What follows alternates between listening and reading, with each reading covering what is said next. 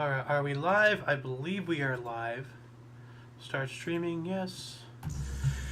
Okay, good morning. Hello and welcome to This Date in History, aka TDH. This show is about what happened to date throughout the annals of recorded history. Join us as we delve into yesteryear, not only for important and interesting happenings, but to possibly even answer questions you don't know you have. The sources of this information come from the smart device application Today in History, What Happened Today in History, Historical Calendar, and the website onthisday.com. And yes, I know I need to figure out about the apps because one app has become into another and I don't know. Anyway, for links to these sources and anything else potentially interesting, check the underbar of the description below. And of course, all links gathered throughout the show will appear post live stream. Anyway, I am of course Aoxander, and you are you, viewer. Today is Sun's Day. Is it? Yeah, it is Sun's Day. November 26, 2023.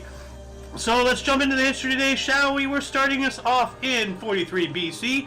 We have the Second Triumvirate Alliance of Roman leader Octavian, later Caesar Augustus, Marcus Aemilius Lepidus, and Mark Antony was formed. Mark Antony, ooh, that's pretty big. We also have in 783, Austrian Queen Adocina was put in the monastery of San Juan de Parava, where she lived out the rest of her life to prevent her kin from retaking the throne from Mariugauts. Wow, that's one hell of an existence right there. 1363, Vlad III Dracula, the inspiration for Count Dracula the Vampire, you know, the famous one. Vlad III Dracula defeated Bazarab Lyota with the help of Stephen the Great and Stephen V Bathory, and became the ruler of Wallachia for the third time. Wow. 1580, French Huguenots and Roman Catholics signed a peace treaty, and that's pretty big. You know, that they had a major religious, conflict going on, the Huguenots and the Catholics. I believe there's even some excommunication going on over there. Welcome to the show. Thank you. And you are? Golden Loon. Yeah. Sorry I'm late. A little bit too much coffee. Well, you know, if one thing's not running, something else is. Oh, boy. Yeah. There you go. But yeah, I was just talking about the Huguenots and the Catholics. They signed a peace treaty. A massive religious conflict. The who and the who? The Huguenots and the Catholics. Who are the Huguenots? Huguenots, well, let's see here. Huguenots? Huguenots versus Catholics. Religious wars in France. War broke out between the Catholic League and the Huguenots in 1562 and continued into 1598. Wow. Political unrest between the Huguenots and the powerful Guise family led to the death of many Huguenots, marking the beginning of the Wars of Religion. So, have you ever heard of the Huguenots? Oh yeah. Oh, well, I don't know. Like, I mean, like, you know, I've talked about them multiple times on this show, and that's why I said right off the bat I knew, despite it not being highlighted from our source here, this is pretty big, you know. So sounds like it. Yeah. Let's see here. 1648, Pope Innocent X condemned the Peace of Westphalia, the treaty that ended the 30 Years' War, recognizing Dutch Republic's independence and Catholic and Lutherans as equal. Ooh. Yeah. So. Yeah. But give me one moment. Someone's asking me for a link to the YouTube channel, so I'm just going to give him our link tree real quick. So let me toss that here. There we go. Anyway, what else do we got here? 1688, French King Louis XIV declared war on the Netherlands. Oh, well, I didn't mean to read that, actually. I meant this one. King James II escaped back to London. And that's pretty big. He was king. He was the king. That's essentially, like... And what happened? He escaped back to London? Yeah, so he was captured. He was in prison. Okay. You know, by enemies. Okay. Like, you know, this was back in the day. Okay. This was back in the day where leaders of nations actually, you know, what a concept, fought alongside the men that they sent to go die. Yeah. You know? And, you know, in doing so, you know, several kings actually died in battle. There's one instance of I think it was like a Roman general or whatever, drowning in a river because he was fully laden in armor, fell in the river, couldn't get back up. Whoops. You know? Yeah, so, okay. And high up, too, you know? Really? So, what a concept, you know, the leaders actually working with those they lead. Yeah. Huh. You know, but yeah, like, you know, he was captured at one point, and he escaped prison and got back to England. Like, that is major. You know. What general does that remind you of in World War II? Patton. Patton? When was he captured? Not captured. Troops. Well, I mean, that's what generals do. I mean, you know, like Patton, Montgomery, Bradley. Sorry, I got you off track. Yeah, MacArthur. Yeah. Although Patton really did, you know, get his face in the mud. So yeah. Anyway, 1716. This is interesting. The first lion exhibited in America in Boston. Boston. Yeah. So the first exhibition of a lion, you know, in captivity. Yeah. Huh. Well, not in captivity, but in our continent, in America. Oh. Yeah. So, we also have 1764. France bans the Jesuit Inord. What is that? Jesuit Inord. So let's see here.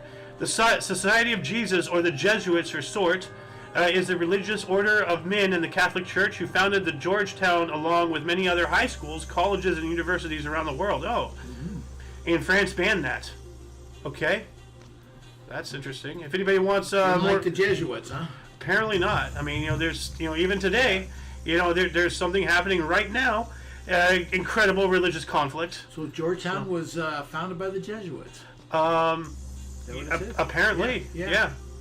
So okay, yeah. 1778, British explorer Captain James Cook was the first European to visit Maui. Let's not forget what happened to Maui. So the fires, you know, and you know, Oprah and The Rock and all that stuff. Surfing. I don't think so. In the Sandwich Islands, which is now Hawaii. So prior to it being known as Hawaii, they were called the Sandwich Islands. Didn't know that either. Now you want to know something really interesting. Okay. We all know, you know, James Cook, you know, one of the most known explorers throughout all of history. Yeah. Okay. I don't know what he did, but, like, you know, we all know, you know, Hawaiians are, like, you know, stereotypically a peaceful people, you know, like that one guy did Over the Rainbow song, you know. Okay. Over the rainbow where birds fly, you know. Yeah. I don't know what he did, but he was killed brutally by Hawaiians. Like, killed in a fight with Hawaiians. Ooh. Whatever he did to make them turn violent, like, so that's, I find that, funny is not a good word, but I don't know, like hilarious? I don't know, like, whatever he did to piss off, you know, a peaceful people to the point where they murdered him. What did he do? So, anyway... The 1784 Catholic Apostolic Prefecture of the United States was established. The only thing I can say about Cook is a murder just doesn't fall out of the sky. True. Well, I mean, that's what I'm saying. Like, what did he do? I know, that's exactly what you're saying. And that's really funny. And someone named Cook dying on the Sandwich Islands. Okay. Very good. Whoops. Although you don't cook a sandwich unless it's like a grilled cheese or a panini or something, you know? Yeah. Like... or Quiznos, toast it, I don't know. Anyway, but yeah, that's interesting. The first Catholic Apostolic Prefecture was established in the U.S. It's basically like a police precinct or something, you know, that's their headquarters in the New World. Yeah. Or something. So, 1789, we have the first National Thanksgiving in America, so before Lincoln, what you said a while ago. Then I have misinformation, didn't I? Yeah. Well, let's see here. Well, he may have just declared a day of thanks and tied it in with that. Yeah, he might have made it a national holiday. Yeah, so, maybe that's it. Well, this says National Thanksgiving, so wait. Huh. Hold on a second. Did Abraham Lincoln declare a day of thanks? Make it broader. See? Pardon me. On October 3rd, 1863, with his victory in mind as well as its cause, President Lincoln issued a proclamation. I do therefore invite my fellow citizens in every part of the United States to set apart and observe the last Thursday of November next as a day of Thanksgiving. So he probably set it as the last Thursday. Yeah, he set the date for it. To give not really dates, but a day. Day, yeah. Yeah. And that's what it is. It is the last Thursday of Thanksgiving. Yeah, so we but he didn't create the whole thing. But he had a part of it. You know? Well, he created the Thursday to give thanks, which is what we do now. Yeah. Thanksgiving goes back further than that, but he set up the protocol. Yeah. I'm not entirely wrong. Yeah, no, like, well, I mean, like, there really is no such thing as completely wrong or completely right. You were just under a slight misconception, but in some aspects you were still right on the money. So, I mean, like, nobody's perfect. Nobody remembers anything. Everything at least. I'm perfect. Didn't you know that? You're Canadian. Anyway, 1791, the first U.S. cabinet meeting held at George Washington's home in Philadelphia, Pennsylvania. Secretary of State Thomas Jefferson, Secretary of the Treasury Alexander Hamilton, Secretary of War Henry Knox, and Attorney General Edmund Randolph attended. So the first, U.S. cabinet meeting. That's pretty What cool. I love out of that, held in George Washington's home. I love that. Wow. I mean, like, it was the predecessor to the White House. Yeah. And actually, you know why we call it the White House? I don't know. Because the original name was like the Presidential Palace or something like that. Too opulent, too British. Yeah, like I could see that. too mucky muck. Oh, Yeah. we're still being led by people in ivory towers. Which we are, but they. So that doesn't explain how to go to White House. Well, like, okay. It was painted white, I guess. Well, It was a why White House, probably because it was the White House. the White House called the White House? It's probably going to be an easy answer. When construction was finished, the porous sandstone walls were whitewashed with a mixture of lime, rice glue, casing, and lead, giving the house its familiar color and name. Okay, so that's why. So that's it. The White House. Hmm. It's very descriptive. It's a descriptive name. Yeah. And it is white today. Yeah. It will always be white. Yeah.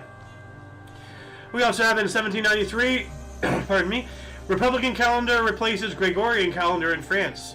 That's interesting. That's very interesting. Oh, I mean, especially since they, somewhere down the line later on, they went back because the Gregorian calendar is the calendar the world uses for the most part. Yeah. So, Yeah. which is, like, I've said this before and I'll say it again, it's really interesting. You look at the world and, like, especially today with all of the divisiveness, all of the animosity, all the hate, everything, but still, money makes the world go around. What's the best way to trade? With universal measurements. Now, granted, we still use the imperial system, but when it comes to trading with other nations and everything, and of course NASA uses metric and all that stuff, but in order to make the world go around, we have, for the most part, universal things. Not just the Gregorian calendar, but, measurements, not just length and width and all this stuff, but weight and Yeah. It's remarkable. We don't give it a second thought, ever really. But when you take a step back and look, it is remarkable that we have all these different cultures, classes, and creeds, and we have a couple aspects of everybody's life that's the same. As far as in that, that's remarkable. So, anyway, 1805, official opening of Thomas Telford's Ponce-Sicacy Aqueduct, carrying the Llangollen Canal 126 feet above the River Dee, longest aqueduct in the UK and highest canal aqueduct in the world. Wow. Ooh, that's pretty cool. Yeah. In 1805, no less. Yeah. And we still have aqueducts today, like the one in, Southern California. Yeah. Well, we wouldn't survive down here, especially crops and everything like that. Oh, yeah. Without the aqueduct. 1825. We got the first college fraternity was founded, Kappa Alpha for Union College in New York. So the first college fraternity. Animal House, anyone? Full of fight! Could have lived without those in college, right? No, that's all about. That's what college is, right? Yeah, that's what all you forget learning. Yeah, no, you go there to party and to get all the screw ups out of your system in one hit, So. And what's your degree in? Social sciences. No, I don't have a degree. Let's see. In 1831 or 1832, we have the first streetcar railway in America started operating in New York City with a 12-cent fare. And that reminds me, like yesterday, I believe, or the day before, I don't remember, but there was it was something in 18 whatever, and some restaurant offered a soup, a steak, of something, and a half a pie for 12 cents. Because I was going to say that sounds expensive for the time. 12 cents sounds expensive. Well, I mean, it's the first streetcar service, so it's not going to be cheap. Anything pioneering, it's not going to be cheap, it's not going to be easy, and it's not going to be comfortable. So I wonder what that 12 cents translates into today's dollar. Well, let's see here. 12 cents 1832. 1832. 12 cents, 1832. 12 cents. Equivalent price. Value of $1832. How much was 12 cents? Okay. How much is it? 1800. About $2.93 today as of 1800. You know. So Yeah. Oh yeah. Okay. not going to get into exacts. That's, you know. That's not cheap, but it's not as expensive as I thought it would be. No. Like, you know, today, well, I mean, it's more expensive. Bus fare today, I think, is like $2 now. I don't know. Last time I rode a bus, which was like 10 years ago, it was $1.50 or $1.75. I remember when it was like 75 cents. Yeah. You know. So anyway, what else do we have here? 1842, the University of Notre Dame was founded. Yeah. Or Notre Dame, or whatever it is. We all know about that, especially their collegiate football and all that whatnot. Yeah. 1859, the last weekly installment of Charles Dickens's A Tale of Two Cities was published in literary periodical all the year round. So he published it in segments. That's interesting. That is. Yeah, I didn't realize that. Well, now we do. 1861, West Virginia was created as a result of dispute over slavery with Virginia. So they split off. They seceded from the seceders. Yeah. Because Virginia, you know, that was where, you know, what's his face, one of the more prominent figures in all of the Confederacy, that General Lee. Yeah. General Lee, his estate, his plantation, was in Virginia, and it later became Arlington National Cemetery, right across the Potomac from our capital. Yeah, we remember his house was there. We were there. Yeah, that's of course. Yeah, of course. I'm glad you reminded me. Yeah, that whole cemetery used to be his plantation. That's pretty wild. Yeah. Oh. So it had to be the most northern state to secede to the south. Yeah, I believe it was. Yeah. So, actually, hold on a second. CSS map, Confederate States of America. Give me the images. Okay, hold on a second. Civil War map. Let's see if I can. Here we go. Yeah, that's Virginia right there, the northernmost. Yep. And West Virginia, as we can see right there, is split off. So we have secessionists and sessionists. So. Yeah, exactly what we started talking about first. Yeah. 1865, Alice in Wonderland by Lewis Carroll was published in America. Nice. Yeah. Too bad our Alice isn't here. You know, that would be great. Right. So, of course, we know what she's doing. Yeah, she's lost in Wonderland. Working. That's not a good Wonderland. 1867, the refrigerator railroad car was patented by J.B. Sutherland in Detroit, which, you know, opened up the doors for all sorts of commerce, you know, and all that stuff. Sure. Refrigeration. Sure. You know, perishables. Oh, yeah. Whatnot, yeah. 1867, 1895, Hawaiian Sugar Planters Association formed. Speaking of the Sandwich Islands again. They used to be huge in sugar cane. Oh, That was their big deal. Then the land got too expensive and they moved to Cuba. Huh. Yeah. 1 year later, 1896, we have the first large indoor football game. University of Chicago defeated the University of Michigan 7-6. Indoors? Indoor football game. First large indoor. So not the first, but the first large one. Wow. So I can't imagine they would have that kind of structure, open space. Well, I mean, Chicago and Michigan, that's up there, you know, and it's, you know, it is November. It's probably snowing. Yeah. You know, so, you know, you need a cover. So you don't want them slipping on the ice on the field, you know, and fracturing a tibia and bending their leg wrong, you know. So speaking of snow, there happened to be what they call a snow game on TV yesterday. Not that I cared a bit about it, I just happened to see it and I had to watch it for a while just because my daughter loved snow games. She'd watch any snow game there was just because she loved to see them sliding around. Anyways. But speaking of snow, by the way, and I saw this a couple days ago, the era of snow days, you know, for school, you know, school is closed, is officially over. You want to know why? Why? Yeah. Even if the school's closed, now you can go online. Oh. Okay. So you can't. I mean, you know, if there's one thing they learned from the lockdown and everything, it's the redundancy of having, you know, a business. You know, like if you're working, you're going to a business, and you can do things from home. Then why pay the taxes for the business? as a building for everyone to go to. Just have everybody work from home. What about the childs that don't have access to computers and stuff at home? Oh well, just tough luck. Yeah, you're poor, tough luck. Yeah, no, seriously, that's what I'm saying. Like the world today is not nice. Well, it never has been, but it's especially not nice to those who don't have the technology required for basic living.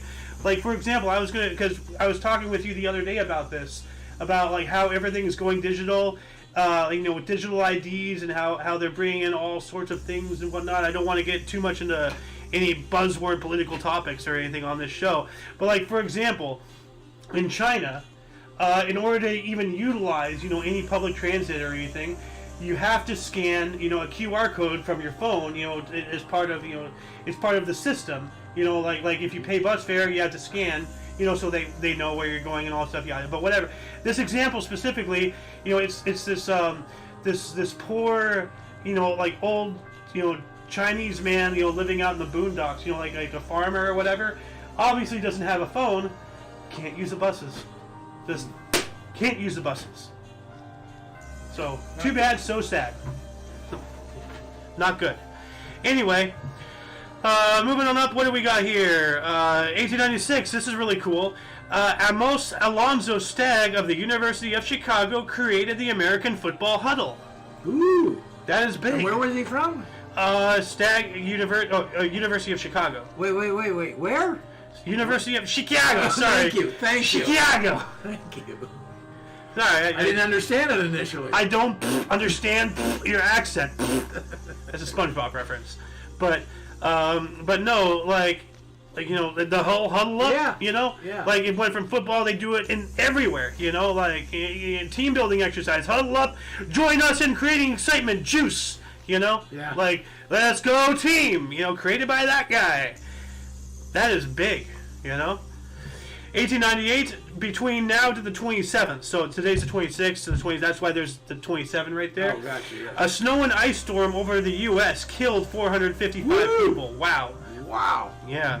Doesn't say where though. Just over the U.S. Well, just over the U.S. Man. If anybody wants to know, they can figure out. Yeah. Actually, what? Let's see there here. Let me do a surface level scratch of that.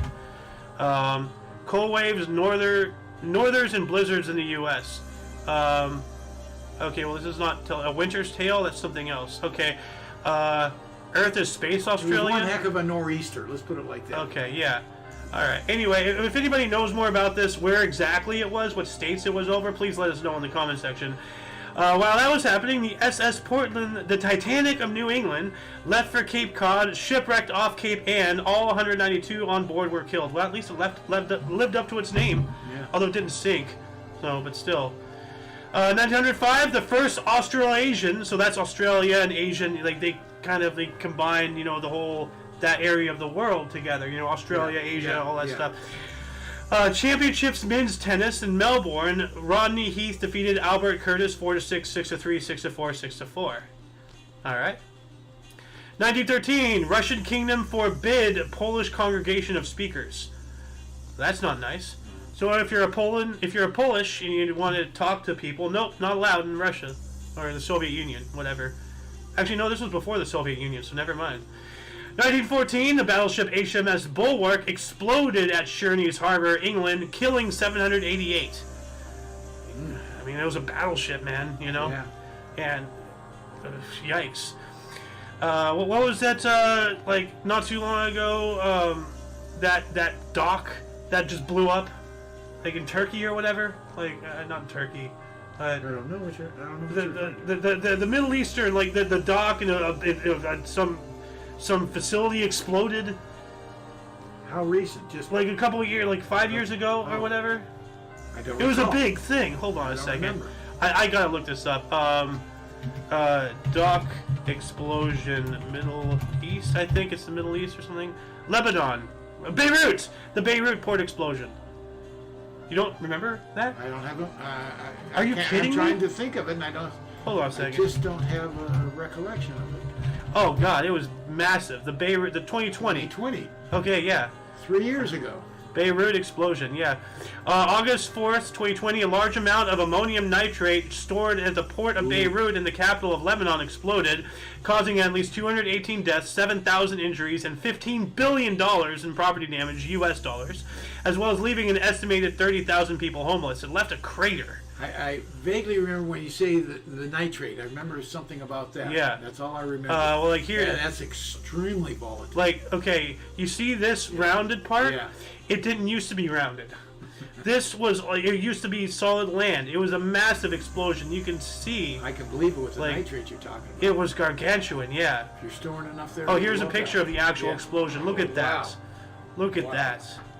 So, yeah. Anyway, 1916, addressing the Chamber of Commerce in Cincinnati, U.S. President Woodrow Wilson. Oh, man. Declared that the business of neutrality is over. The nature of modern war leaves no state untouched. So this is our admittance into, well, not our admittance, the warmongers who lead this nation and, you know, have been for the past century, if not longer, providing, you know, reason as to why we should get involved. So the sinking of the Lusitania, of course, was not a false flag. We had no, you know, well, we were, you know, declaring neutrality while siding with one side. That's, you know, our actions were not representing our words, or vice versa. Anyway, 1916, Greece declared war on Germany. So, World War One. Yeah. 1917, the NHL formed when the Montreal Canadiens, Montreal Maroons, Toronto Arenas, Ottawa Senators, and the Quebec Bulldogs National Hockey Association disbands. So happy birthday, NHL. Yeah. The National Hockey League. While that was going on, the new government of Russia, the Bolshevik Soviets, offered an armistice to Germany and Austria-Hungary. So this was when Vladimir Lenin, you know, on his way to power, one of the main platforms he used was getting Russia out of the war, which they did eventually. And I actually learned from a Discord server I'm in, this is when they actually offered this. It wasn't until March of the next year, 1918, when it actually happened. Oh, okay. So, but yeah, Lenin got Russia out of the war. That's planting the seed, so to speak. Yep. 1917, or actually 1918, the Podgorica Assembly voted for a union of the people, declaring assimilation into the Kingdom of Serbia. And that's after the First World War, so Austria, Serbia, you know, all that stuff. So then, you know, they absorbed. So whoever Podgorica was, who they represented, they became into Serbia. 1921, Danish composer Ruud Landgaard's Music of the Spheres, or Svasilius music, premiered at Konzerthaus in Karlsruhe, Germany. It was not performed in Denmark until 1969. So 48 years later. Wow. 1922, the first successful Technicolor movie, The Toll of the Sea, premiered at the Rialto Theater in New York City. Remember, like, I was talking with you about Alice earlier today. Alice and I, you know, kind of butted heads. She's like, no, it's the first Technicolor movie was doesn't matter. No, Dorothy, Wizard of Oz. Wizard of Oz. No, it wasn't. Like, it has Technicolor aspects, yes, but it's in Technicolor. The entire movie is not. Oh, well, yeah, no, it's black and white. Somewhere. Yeah, that's what I'm saying. If you want to be known as a Technicolor movie, a full Technicolor movie, you have to be fully Technicolor.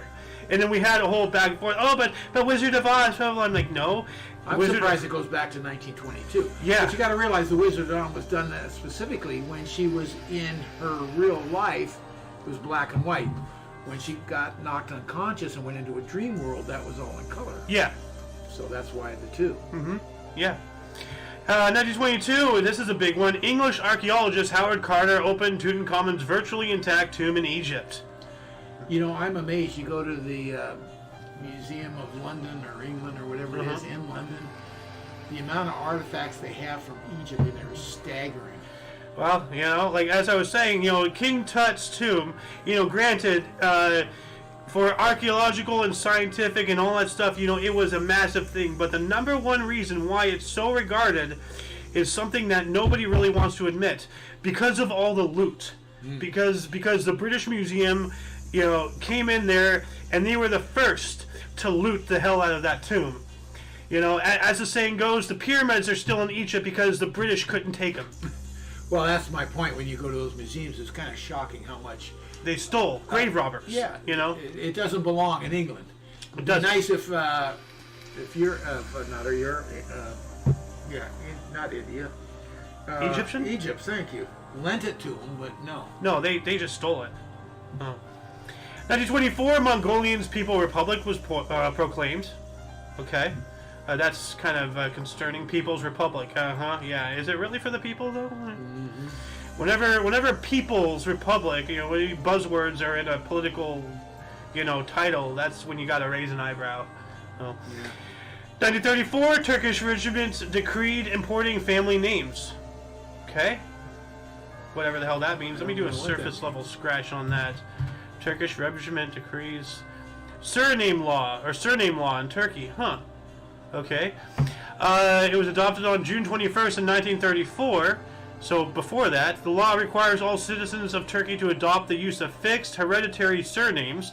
Turkish families in the major urban centers had names by which they were known locally, often ending with the suffixes Zaid, Oglu, or Gil, and were used in a similar manner with a surname. Okay, so legal crap. I'm just going to add this in the underbar. If anybody wants to, yeah, because it was losing me way back there. 1940, Nazi Germany began walling off the Jewish ghetto in Warsaw. I never knew they did that. Yeah. Well, I mean, like, you know, when you want to imprison a people, you build a wall around them. Reminds me a lot of a current thing that's happening actually right now. But anyway, 1941, amateur American tennis stars Bobby Riggs and Frank Kovacs turned professional after being suspended by the U.S. Lawn Tennis Association for undisclosed financial gain. So they got suspended, so they're like, screw it, we'll go professional, up yours. So, yeah, okay. 1941, here we go. Japanese naval carrier force left its base and moved east towards Pearl Harbor. Mm-hmm. Here they come. December 7th is right around the corner. Yeah. 1941 as well, Lebanon independence was first proclaimed by France. All right, I'm all for, independence. Yeah. I'm a staunch supporter of that. 1942, Casablanca. Frankly, my dear, I don't give a damn. Is that the same movie, or is that something else? That is the movie. Okay. But I don't know if it's known for that, but I don't know if that saying's actually in the movie. Yeah, it's a Mandela effect. Yeah. So. Yeah. But yeah, directed by Michael Curtis and starring Humphrey Bogart and Ingrid Bergman, premiered at Hollywood Theater in New York City, later to receive the Academy Awards Best Picture in 1943. That's another movie I gotta watch. So, classic. Mm-hmm. And then we got 1944, Heinrich Himmler ordered the destruction of Auschwitz and Birkenau crematoria. So, he ordered the destruction? Well, they're losing. 1944, they're pulling back. Okay. So, yeah. You're hiding the evidence. Yeah. Well, or so it's written. Yeah. I mean, like, there's the whole, thing saying there's no way. I'm not going to get into it, but, like, the Holocaust did happen, but, some argue that the numbers are too high. And I don't know one way for another, so I entertain all ideas, because I don't know. So, just keep your eyes open, is what I'm saying, because you don't know. 1945, Charlie Bird Parker led recording session for the Savoy label marketed as the greatest jazz session ever with Dizzy Gillespie and Miles Davis. Ooh, there's two biggies. Yeah. Two biggies. Miles Davis, I know the name of. Dizzy Gillespie? Oh, he's a big one. Never heard of him. No. Or Charlie Bird Parker. I know of Larry Bird. Familiar with. Yeah. 1945, during a snowstorm, a school bus crashed, killing 15 in Washington, I believe, state. So, back in the day, snow days, you still go to school, and sometimes you died on the way. So, or coming back home, I don't know, whatever. But yeah, this is why snow days were a thing, and now we're in the age of technology. Now snow days are once again becoming not a thing because you can go on to school in your home. So, if you have a computer. Yep. 1948, the first Polaroid camera was sold for $89.79 in Boston at the Jordan Marsh department store. The Land camera Model 95 became the prototype for all Polaroid Land cameras for the next 15 years. Yeah, that was an expensive camera back there. Oh, yeah. Now, here's the thing. The primary use of the Polaroid camera, as legend says, to my knowledge, and I actually personally will take this as fact just because of how much I know about humanity. The primary use of the Polaroid cameras was for pornography, specifically of your significant other. Because prior to then, you had to go get your film developed, and the last thing you want is pictures of your, naked pictures of your wife of your honey or of yourself being seen by some guy in a red room, So this is when the stash started, Take nude pictures, Polaroid it, you got it, nobody else sees, nobody knows. And I remember as a kid, obviously way later than 1948, but not that much later, he brought a Polaroid camera around. He said, God, you got to check this out. Took a picture of something, not pornography, obviously. Yeah, well. But took a picture, and then the picture popped out the bottom of the camera, blank. Yeah. And we waited for it to develop on its own. Mary's going, oh, man, are you kidding me? It's still remarkable. Yeah. It was unbelievable. Yeah, well, the science behind it. Early 50s somewhere. Yeah, well, this 48 is when it first came out. Yeah. So. Yeah. 1949, CFL Grey Cup, Varsity Stadium, Toronto, Montreal Alouettes defeated the Calgary Stampeders 28-15 for their first championship. I guess the Stampeders got stampeded. It sounds like it. Yeah, and that's why, the Stampeders, they didn't live up to their name, so that's why I put that in there. 1949, the Constituent Assembly of India formally adopts a new constitution. Okay, cool. 1950, China entered the Korean conflict, sending troops across the Yalu River. Yeah. Yep. 1952, the first 3D feature film, Blonde Devil, directed by Arch Obler, premiered in Los Angeles, advertised as the miracle of the age, a lion in your lap, a lover in your arms. Well, I wouldn't want the first one. Yeah, just going back real quick to the China thing and going across the river. Correct me if I'm wrong, you know more about history.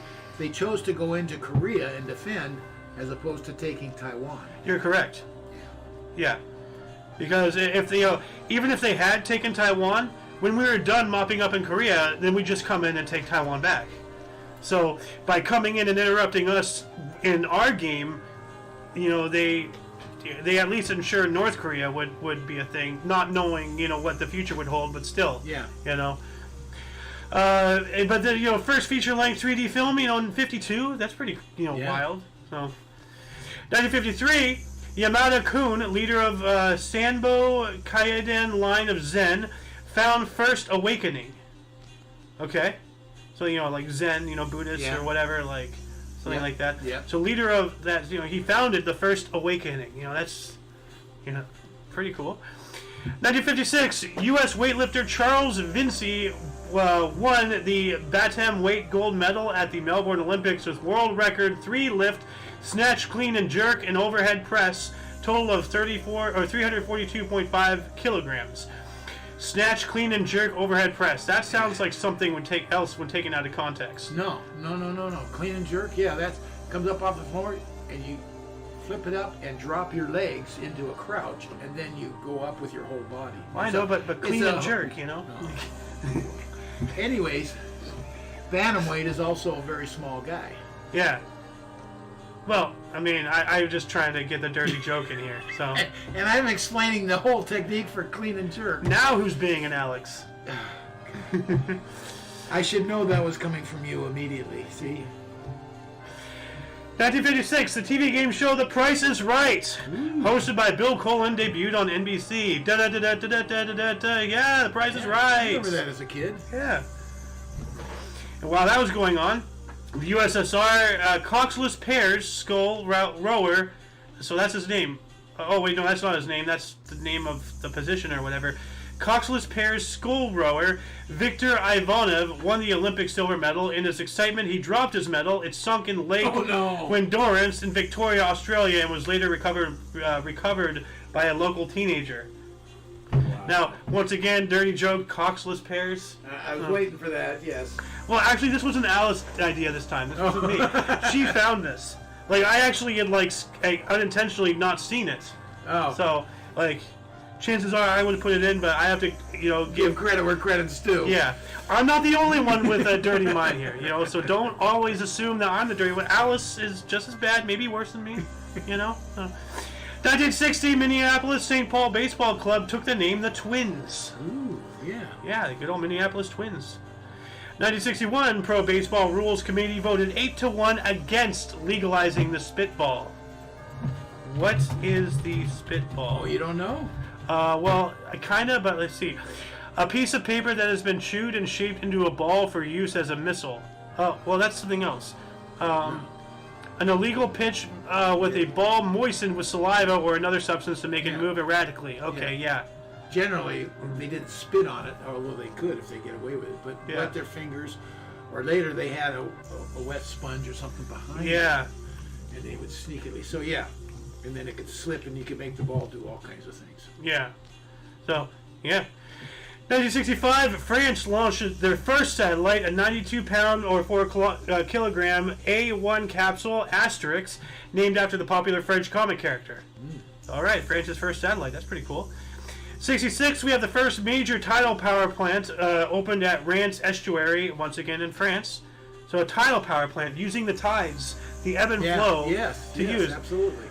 Why are we doing more of that today? We should be, because there's a lot of energy in there. Because, like, you look at solar panels. Okay, that only works during the day if it's sunny. Yeah. You look at wind. That only works during the wind. The tide is always there. Going in and out. Yeah, constantly. No matter what weather, no matter any, the tide is always there. So, bread comes in, toast comes out. You can't explain that. According to good old... Remember, water comes in, water comes out, his analogy or whatever he did? Yeah, I can't remember. But I got you. Yeah, he did it. It turned into a meme. Anyway, 1967, Browns' Carl Ward set club record with a 104-yard kickoff return. That sounds pretty big. Yeah. Oh. While that was going on, and this one, I wanted to bring this up earlier, actually, and this is, what the hell is a cloudburst? 1967, a cloudburst over Lisbon killed about 450 people. What the hell happened? Cloudburst? What is flooding or something like that? What is a cloudburst? Well, a cloudburst, to me, is huge torrential rain. What is a cloudburst? A cloudburst is an extreme amount of precipitation in a short period of time. You're correct. Sometimes accompanied by hail and thunder, which is capable of creating flood conditions. Cloudbursts can quickly dump large amounts of water, like 25 millimeters of the precipitation corresponds to 25,000 metric tons per square kilometer. That sounds like a lot. So a lot of drownings is what it was. It's basically a cloud just, having diarrhea. And then the water has nowhere to go. It accumulates too fast. Yeah.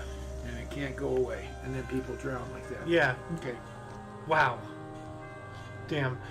1968, the 34th Heisman Trophy was awarded to O.J. Simpson of Southern California, running back. How can you skip 66 Canadian football? So where? Oh, right okay. There. Right. Oh, here. 66. It's Canadian. CFL. Well, that's why I skipped it. CFL Grey Cup, Empire Stadium in Vancouver. Saskatchewan Roughriders won their first championship, defeated Ottawa 29-14. In my birth town. Okay. Well, hold on a second. And you skipped it. All right. Okay, Mr. Crybaby. Nobody cares. 1966. Never cared about Canadian football. Well, hold on. I'm adding it to the script right now, and now it's going to be forever entombed in the annals. Why isn't it highlighted? Okay, now you're asking for too much. Okay. Anyway, but O.J. Simpson. Yeah. Oh, yeah. Yeah. Sorry, I love it. Story. No, don't be sorry. It's fun. 1968, rock band Cream gave their final concert at Royal Albert Hall in London, England, but reunited briefly for a short tour in 2005. And they played, they played years later at the hall again, Royal Albert Hall. They got together when they were old. Well, was that the 2005 that I just mentioned? No, it would have been, maybe. Yeah, right there. They got together for a short tour in 2005. Yeah, they did it once, Yeah. Anyway, they were one of my favorite groups at the time. Huh. 1 year after that, 1969, lottery for selective service draftees bill signed by President Nixon. Oh, ugh. Draft. Vietnam. Oh. And that was around the time where they reduced the draft from, or increased it from, or they did something with voting, like voting used to be you had to be 21, and they reduced it to 18 because you yeah. could get drafted at 18. Yeah, you could drive. How the hell could you get drafted and fight and die for a government that you have no voice in? Yeah, You know? well, that was the point. Yeah. Hence the change. Yep. 1970, in Basse Terre, Guadeloupe, 1.5 inches or 38.1 millimeters of rain fell in a single minute. Talk about a cloudburst. The heaviest recorded rainfall in history. Wow. Wow. That's a weather diarrhea right there. So, 1972, NFL New York Giant place kicker Pete Gogolak scored a team record 8 points after touchdown in 62-10 win over the Philadelphia Eagles at Yankee Stadium, New York City. Ouch. By the way, good pronunciation. Gogolak, you nailed it. Oh, I You trying. definitely nailed it. Unintentionally, but cool. Woo!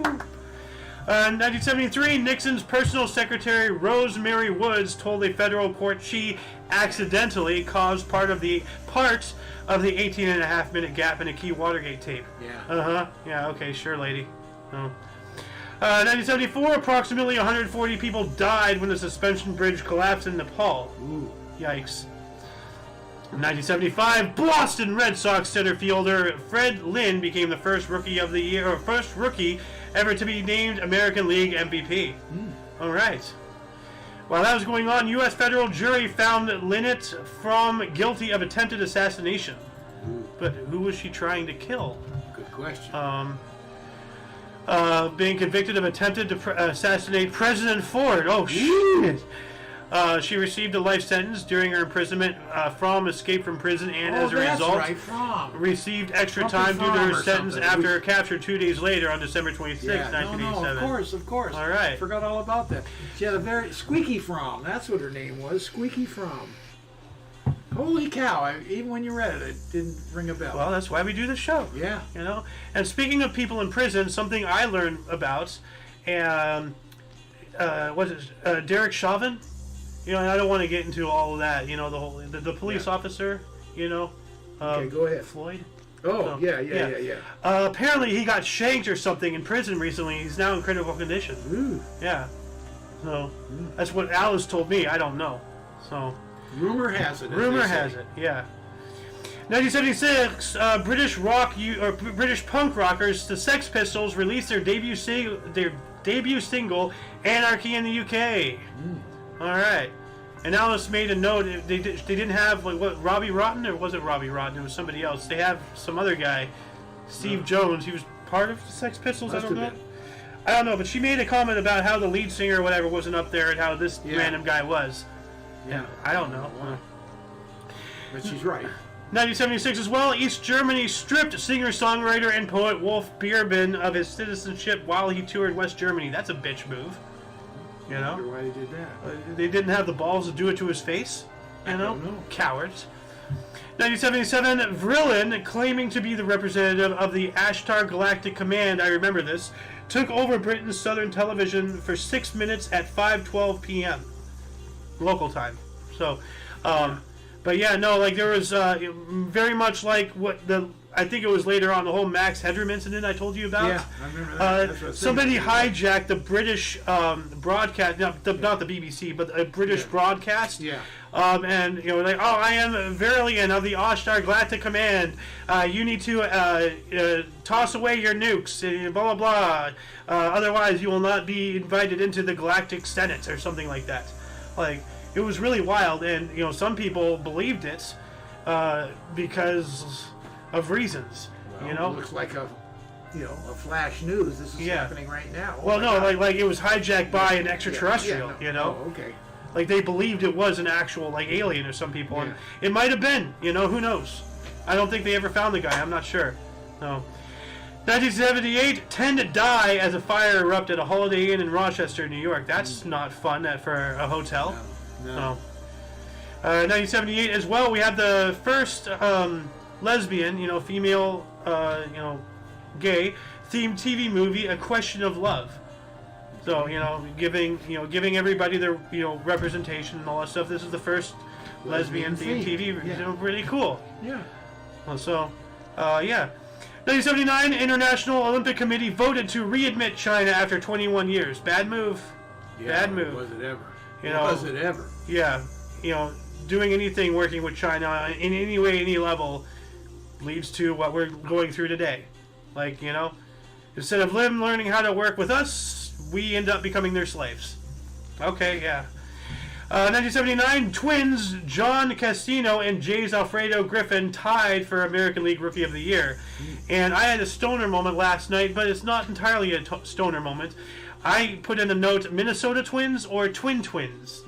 You know, and then I looked at the name, you know, Castino and Griffin. Okay, they're two different families, but, you know, there is, now obviously these guys aren't twins, but there is a possibility, you know, there has been, you know, examples of twins separated at birth, you know, some go, you know, one goes with this family, one goes with that, you know, but the possibility of them being separated and somehow finding each other, not just in baseball, but Major League Baseball, and they're both, you know, Rookie of the Year, like, the chances are slim to none.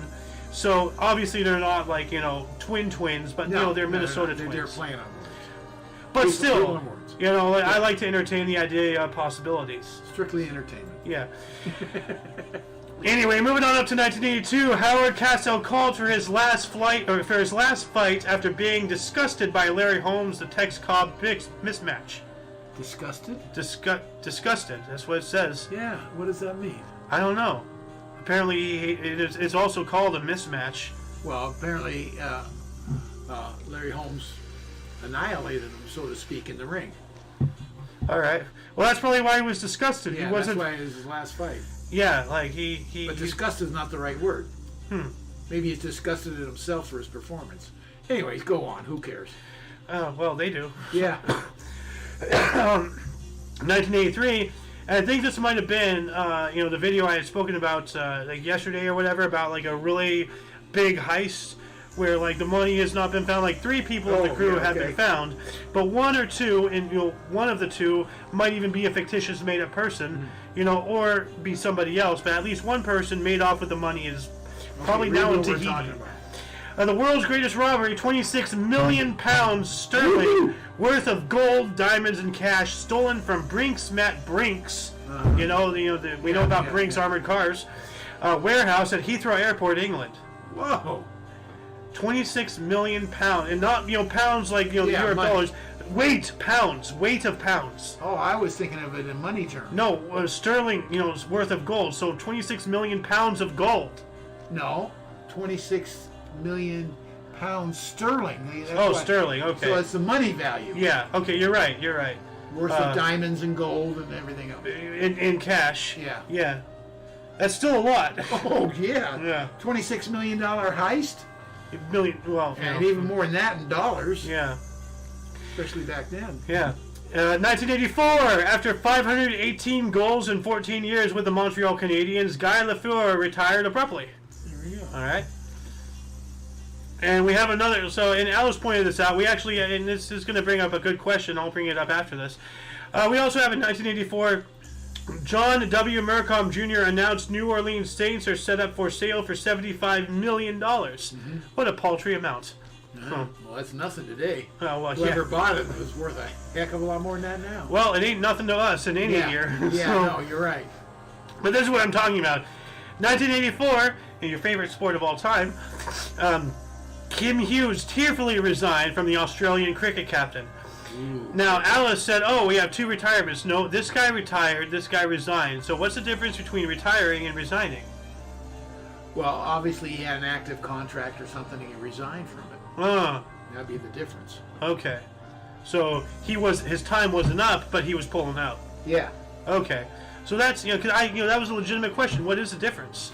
You know? Or, you know, it could be a number of things. They could be, you can either resign or we're firing you. So he resigned. It could be a number of things. But generally they're still under contract. This would be the big difference. Okay. Well, question answered. Thank you.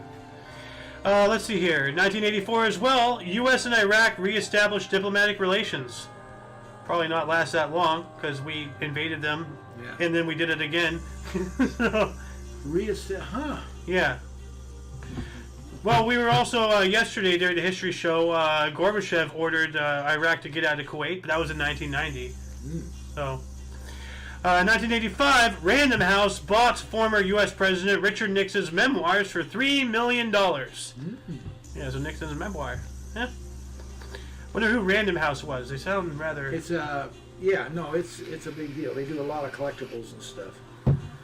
With that, I think they do auctions too. Would those memoirs be in the museum that we went to recently? ? Well, I don't know if they sold them. I don't know who owns them now. True, but they could be. They still are a lot of personal memoirs and stuff like that there. So it would be a nice place. That's where they should be. Yeah. Now I don't know who owns them today. Yeah. It's like the Beatles had to eventually buy all their music back.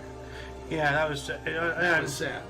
Well, freaking Michael Jackson, he was evil. Like he bought the rights to the Beatles or something, whatever. Yeah. So I remember something about that, but not specifically. Yeah. 1988, Pioneer 6's closest approach to Earth since 1965 launch, 1.87 million kilometers, I believe. So, all right. 1990, the first Billboard Music Awards, MC Hammer and Janet Jackson win. I couldn't give a tiddler's damn about Janet Jackson, but MC Hammer, it's Hammer time. Oh, you know? This was the first Billboard Music Awards, so... Oh, okay. Yeah. That's why it's up there. Otherwise, I couldn't care less about the Billboard Music Awards. I still don't care. I don't, but it's the first one, so yeah, okay, recognize. We are a history right. show, you know, so... 1990, Buffalo Bills became the sixth first-place NFL team to lose on the same weekend. Ouch. Whatever that means, I kind of understand it, but... They became the sixth first-place NFL team to lose on the same weekend. Okay. Kind of confusing, but yeah. Whatever they mean, fine. Also in 1990, Matsushita purchased MCA for $6.6 billion. What? Okay, what is MCA? Will retain a 20% interest. When the news of the imminent deal circulated last week, Wall Street reacted unfavorably, pushing Seagram's stock down 17% for the week to $26.50 on Friday. So whatever this is, MCA, entertainment giant. Yeah. Okay, this was a major thing. I don't have a clue about what this is. All right, well, I'm just going to add this link in the underbar, and I know this is from the New York Times, and I don't know, whatever.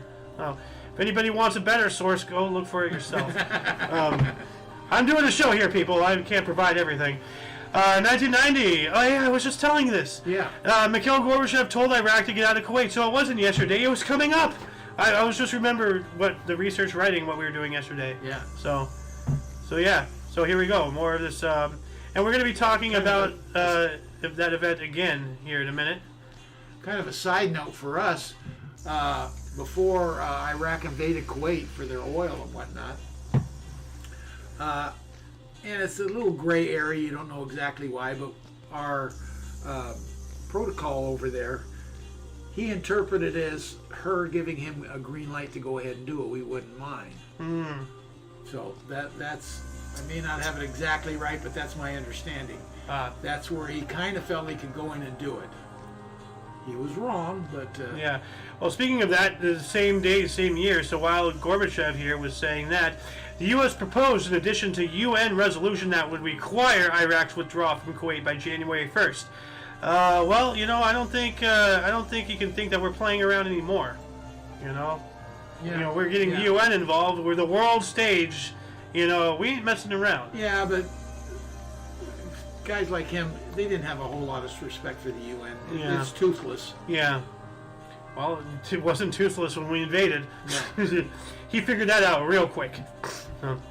But he didn't learn his lesson, and we invaded it. Well, the invasion of Iraq in 2003 was completely unjustified.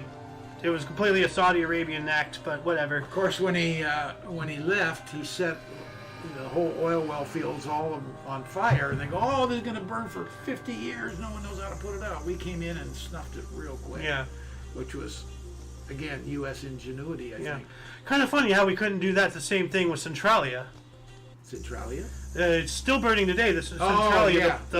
That bauxite coal, not bauxite, but a coal mine in Pennsylvania. Yeah. And what really pisses me off is, like, you know, the highway leading up to it. You know, like, visitors come, you know, and they graffiti on the highway, and it was an art piece. Like, here, let me, Centralia Highway. It was a beautiful, thing. Like, it's an artwork. Oh, okay. Now, here's the thing. It is privately owned. The street? The street. Okay. It's owned by a private. And you want to know something truly, like, I would argue evil.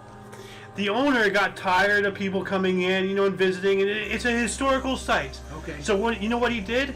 He came in and he buried the damn thing in dirt. So it was buried. Well, it's still preserved at least. Well, it's What's preserved. The big crack in it? Is that from the mining? Well, no, because there's a massive, all the coal deposits underground are going to be burning for the next 500 years. Yeah. So, there's That's what I'm cracking and all that asking, stuff. So the heat and everything cracked it. Well, yeah, but also, natural, if you don't maintain a street, even with not using it, it starts, degrading and all that stuff. Yeah. But essentially, this is what he did. He came in, he put dirt on top of it, and now it's, this is what it looks like now. Oh, man. Pardon my language, but whoever the owner of this is, you are a son of a bitch for doing this. I get it, it's your land, boo-hoo, cry, but it's a historical area, and for you to abuse your authority of it being your property to do something like that... I'm amazed he didn't charge admission to make a buck. And why not? Seriously, Hey, I can make money off of this. What an idiot. What an idiot. I was being facetious, and you ran with it. Yeah, he's just being a piece of crap. Anyway, 1991, condoms were handed out to thousands of New York high school students. That sounds not good. Yeah. Pretty sure a lot of them are underage. What are you telling them? Yeah. That sounds kind of like a map action right there. In 91 in New York. Naivete of the government. Well, we got to hand him out because we're not going to talk him out of it. Well, no, I think they are trying to push society towards the way it is today. Gaslighting and manipulation. That's conspiracies. Yeah. Anyway, 1992, Sir Alec Jeffreys, British geneticist who developed widely used technologies for DNA fingerprinting, became an honorary freeman of the city of Leicester. Okay, but DNA fingerprinting and all that. So that's really big. That's huge. Yeah. 1995, Dolphins quarterback Dan Marino set an NFL record with 343rd touchdown pass. All right. Yeah. And according to Alice, he got screwed over by his teammates or something. I don't know much. Marino was a great quarterback. Yes, he was. So I don't know what she was talking about, but she's probably right. 1996, baseball owners approved interleague play 26-4. Yeah. Yeah. The American League, National League was totally separate, divided. And it was a shame because, it was great American, like Mickey Mantle. Yeah. You'd never see him out here on the West Coast. Oh. Because we're in different leagues. That's not cool. Yeah. And they wouldn't see Willie Mays. All-time great legend, So they intermixed it, and they don't play a whole lot, but at least you'll get. At least you them. get to see them. Yeah. That's the whole point. All right. 1998, Tony Blair became the first Prime Minister of the United Kingdom to address the Republic of Ireland's Parliament. Okay. Cool. That's a good thing. Yeah. And 1999, I put this in for Alice, who's not here. Steve Yzerman scored his 600th career goal, an NHL legend. Yeah. Good old hockey gal talking about hockey without her being here. Hey, she's making bank. Good for her. Yeah, well, she needs some time off. Yes, she does. She finally, though, I believe she finally brokered a deal to get every other Sunday off, at least. Woo-hoo. It's something, but there needs to be more. No. Anyway, 2003, India accepted Pakistan's offer of a ceasefire in Kashmir. Okay. While that was going on... That's huge. Yeah. Supersonic airplane the Concorde made its last ever flight, returning to Bristol, England. No, it's last ever, because I'm looking at they going away. That's way too late. I thought they were going to say a maiden voyage. No. One. Yeah, we spoke about its maiden voyage like a week ago. Oh, true. Yeah. 2004, Rizua school massacre. A man stabbed and killed 8 people and seriously wounded another 4 in a school dormitory in Rizua, China. Yikes. Well. 2006, the last international rugby match before demolition of Dublin's famous Lansdowne Road Stadium in Ireland's 61-17 win over the Pacific Islanders. Well, your grandfather played rugby. Oh yeah. Well, he was also a boxer. Great grandfather. You're my grandfather. Well, yeah. By birth. technicality. Yeah. You know. Yeah. But you're also my dad because you raised me since essentially birth. Adopted you. Yeah. From within the family. Yeah. So not only raised you but adopted you. yeah. So I didn't move family trees. I just went up while retaining my position. So now, you know, like, hey, who else can say that their birth mother is also their sister and their brother is their nephew? I mean, it doesn't help that I was born in Tennessee. No incest was involved, but imaginations run wild when I tell people about that. I wonder where in Tennessee you were. I don't know. Well, I don't want to dox myself, but I know where. Okay. Tell me later. I forgot. Yeah, some little bodunk town or something along the river. Anyway, 2006, we got that one. 2008, terrorist attacks in Mumbai, India. 10 coordinated attacks by Pakistan-based terrorists killed 164 people and injured an additional 250 plus in Mumbai, India. So kind of like a mini Tet offensive happening going on right there. 2010, Christopher Hitchens and Tony Blair debate, is religion a force for good in the world? And a monk debates, Toronto, Canada. That is a very good question. Yeah. You know? Hitchens, I think now is I see him on TV once in a while. He's kind of over here in the U.S. now. All right, but see, I was thinking about maybe having that debate in the Peanuts, maybe the Rumble Peanuts, you know? Yeah, because, like, is religion a force for good? If you need religion to be a good person, then you're not a good person, you know? I'm not going there. Well, you don't know. Like, you know, if you're not, by default, a good person, if you need something to guide your life, to force you to act a certain way, then you're going against your nature. If you're a good person by nature, you just so happen to, you know, coincide with religion, that's something else. But then also you come across things like, you know, the Crusades and jihads, you know, and things like that. Like, it was a religious war using the guise of, you know, God and good versus evil for a European money and land grab. You know, essentially. That's what all the Crusades were. Like, you know, the Europeans and the Arabs fighting over land, you know, to who controls this. Good and bad and there. they use religion as a validation. So.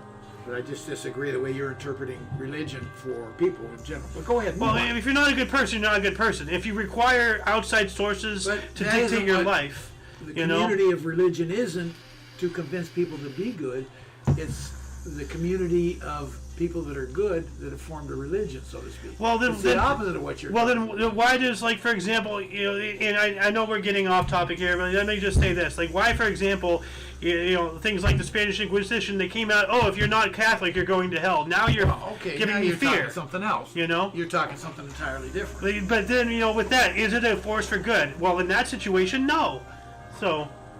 But anyway, we'll probably have a whole discussion on the peanut, which is coming up later today, actually. Anyway, 2011, NATO forces in Afghanistan attacked a Pakistani checkpoint in a friendly fire incident, killing 24 soldiers and wounding 13 others. Doesn't sound very Whoops. friendly. Well. Friendly fire means something else. Yeah, well, I mean, but that's a major whoopsie doodle. Yeah, huge. Yeah. 2012, 10 children were killed and 15 people were injured after a Syrian government jet dropped a cluster bomb on a playground. Ew. Wow. Yikes. Wow. Yikes. That reminds me when a certain U.S. president bombed a children's hospital or drone-struck a wedding, you know? Oh, but, yeah. 2012, the cost of Hurricane Sandy to New York was announced to be $32 billion. Yikes. Yeah. 2013, due to a street tirade captured on video, Alec Baldwin's show Up Late with Alec Baldwin was canceled after only 5 episodes. And, you know, Alice and I, we actually saw that tirade, and he's a notorious hothead. Yeah. I don't really know much. You know me, I don't give a tiddler's damn about actors, really, for the most part. Yeah. But, you know, Alec Baldwin might actually be facing charges again after his murder. And, you know, call it what you want. I call it a murder because I don't care if you're holding a gun, and I don't care if it's a Remington revolver or a Nerf Spitfire. If you're holding any form of a firearm, don't point at the business end at anything you don't want to destroy. Now, when you're filming a movie, okay, I understand, you know, bend the rules a little bit, but he pointed the gun and pulled the trigger off camera and killed somebody. So, you know, that's my stance. He's a murderer. So, yeah. Anyway, that's probably going to come back and bite me in the ass legally, but I don't care. I will fight to my dying breath with my stance. You know, you got to respect firearms, period. You know? Plus, there's also the aspect of, you know, it having been used for target practice. You know, the armorer was not good either, you know? So, the whole situation is, Anyway, 2015, UK nonprofit Raspberry Pi released its $5 Zero computer, sold out in a day. And I remember the Raspberry Pi, kind of, sort of. Never heard of it. UK nonprofit Raspberry Pi. It was like an operating system or something. Let me look this up here really quick. A UK-based charity with the mission to enable young people to realize their full potential through the power of computing and digital technology. So it's more than just a piece of technology. It's actually a whole movement thing. So, yeah. Gonna add that in here. Cool. Yeah. 2017, factory explosion in Chinese port city Ningbo killed at least 2, injured 30, and flattened buildings. Ooh. And, you know, like, as I said, every death is a tragedy. But with the damage, it did flatten buildings, and only 2 people died. That is very unusual. Yeah. 2017 as well, presidential elections held in Honduras with allegations of electoral fraud and resulting violent protests. That sounds kind of topical for today. 2018, Chinese scientist He Jiankui claimed to have made the first genetically edited baby. Of course, China to do something like that. I mean, don't forget, China took blood and DNA samples of all the world's athletes during the last Olympics in a program to create super soldiers. Really? Yeah. Like, it is documented they took, you know, because, you know, the athletes are the best of the best of the best. Yeah. And what better basis can you have for soldiers than incredibly athletic people by You're talking genetics? about anybody from all countries came in and had to give blood? Well, because it was mandated to have a certain thing into you because of something going on plaguing the world. People were forced to get a certain chemical put in their body, and while they're getting under the needle, you know, extract some DNA, extract blood, you know, they did it. It's documented. China, the Chinese government took DNA from most, if not all, of the world's top athletes in their human, you know, genetic, you know, science to create a human, you know? Okay. And right there, you know, genetically edited baby, 2017. You know, so that, or 2018. Horrifying, absolutely horrifying. Yeah, that's We also have 2018, the first multi-drug randomized controlled trial to treat Ebola started in the Democratic Republic of Congo, announced by the WHO. Oh, there we go again. WHO, boy, you can't trust them. No. I talk about being in China's pocket, or whatever. 2018, General Motors, aka Government Motors, announced it will close 5 factories in North America, cutting 14,000 jobs. And this is why I keep saying these big we got to stop with these big companies. I mean, it's cool and all, but like, if something goes down, we are losing thousands or tens of thousands of jobs. And then now what are they going to do? Suddenly, boom, you have 14,000 unemployed people. What do you do with that on top of the problem that already we have? If we stop with these big businesses, so that way, if that doesn't happen, you know, we got to get back down to the mom and pops. 2018, NASA's InSight mission land on Mars after a 7-month voyage. All right. 2018 as well, a third of the species began dying, 23,000 over a 2-day period. The spectacled flying foxes unable to survive a heat wave of 42 degrees Celsius in northern Queensland in Australia. Wow. So 1/3 of the species, of the whole species, dead. Wow. Yeah. 2018 as well, Ukraine declared martial law in areas bordering Russia after Russia seized 3 of its naval vessels.